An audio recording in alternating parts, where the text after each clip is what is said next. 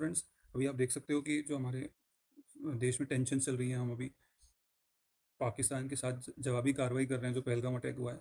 तो यहाँ पे ऐसी बहुत बहुत सारी बार बात होती है, जो हम आम लोग में पूछते हैं कि क्या ये जंग है, इज दिस अ वॉर। तो यहाँ पे एक एडिटोरियल था, उसमें वॉर के बारे में लिखा हुआ था कि एक्चुअल में as per constitution what is war. तो देखो वॉर क्या है कॉन्स्टिट्यूशन में, आप देखोगे फ्रेंड, तो कॉन्स्टिट्यूशन में ऐसा कोई वॉर ऐसा डायरेक्टली मेंशन नहीं है। वॉर कब मेंशन होगा? वॉर मेंशन है नेशनल इमरजेंसी के साथ रिलेटेड है। इसका मतलब क्या है कि अगर भारत में वॉर हुई तो वॉर के ग्राउंड्स पे फ्रेंड्स क्या होगा, नेशनल इमरजेंसी लगेगा।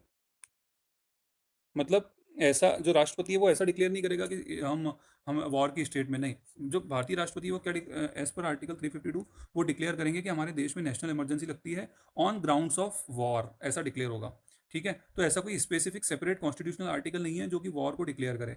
अगर वॉर होती है तो हमारे देश में आर्टिकल 352 जो है उसमें प्रेसिडेंट जी जो है हमारे यहाँ प्रेसिडेंट, वो डिक्लेयर करेंगे कि कंट्री में नेशनल इमरजेंसी है और क्यों है, ऑन ग्राउंड्स ऑफ वॉर है। ठीक है, अब आप देखोगे कि कौन डिक्लेयर करता है, तो मैंने अभी बताया आर्टिकल 53 सेक्शन 2 में लिखा हुआ है कि जो प्रेसिडेंट ऑफ इंडिया है वो सुप्रीम कमांडर है आर्म फोर्स के, सुप्रीम कमांडर है तो वही डिक्लेयर करेंगे। ठीक है, लेकिन प्रेसिडेंट अपने खुद से डिक्लेयर नहीं कर सकता।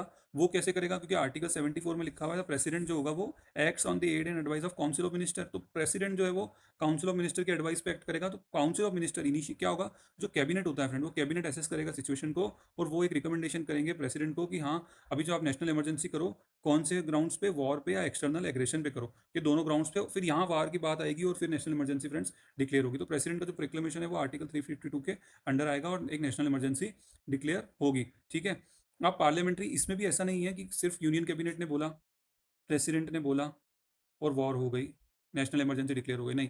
ये जो प्रोक्लेमेशन है फ्रेंड, इसको एक महीने के अंदर अंदर पार्लियामेंट्री अप्रूवल भी मिलना चाहिए।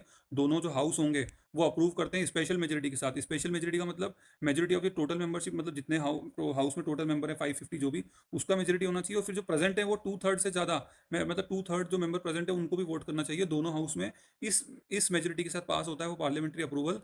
तो फिर जो है वो जो प्रोक्लेमेशन था प्रेसिडेंट का वो वैलिड होता है, अदरवाइज उसको हटा देते हैं। ठीक है, उसके बाद आप देखोगे कि अब ये देख लो आपकी कोई इस तरह से, मतलब कोई डिक्लेरेशन ऑफ वॉर इस तरह से कोई कॉन्स्टिट्यूशन में नहीं लिखा हुआ है फ्रेंड्स। और इंडिया में कभी भी जो वॉर का जो इनेक्टमेंट हुआ है तो वो इंडिया का सेल्फ डिफेंस, उसको कहा जाता है एक्ट ऑफ सेल्फ डिफेंस। ठीक है, पार्लियामेंट्री ओवरसाइट भी रहती है। अगर हम हिस्टोरिकल कंटेक्स्ट देखें तो आप देखोगे कि जो 62, 65, 71, 99, इन सब जगह इंडिया ने वॉर करी है। 47, 48 में भी करी है, लेकिन सिर्फ 71 में फ्रेंड जो है war declare, national emergency declare की गई है on the grounds of war. ठीक है, आप 62 में भी देखोगे तो 62 में भी एक्सटर्नल एग्रेशन कहकर उसको नेशनल इमरजेंसी डिक्लेयर किया गया था। और 1999 में कोई नेशनल 1999 में भी फ्रेंड्स कोई वॉर डिक्लेयर नहीं की गई थी।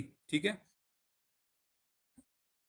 अब आप देखोगे, अगर हम समरी देखेंगे तो इसका मतलब ये है कि जो नेशनल वॉर है कोई कॉन्स्टिट्यूशन में नहीं लिखा हुआ, लेकिन जो प्रेसिडेंट है वो नेशनल इमरजेंसी डिक्लेयर करते हैं ऑन ग्राउंड्स ऑफ वॉर। ठीक है, तो ये हमारे जो कॉन्स्टिट्यूशन है वॉर के बारे में लिखा हुआ है friends. Okay, thank you so much.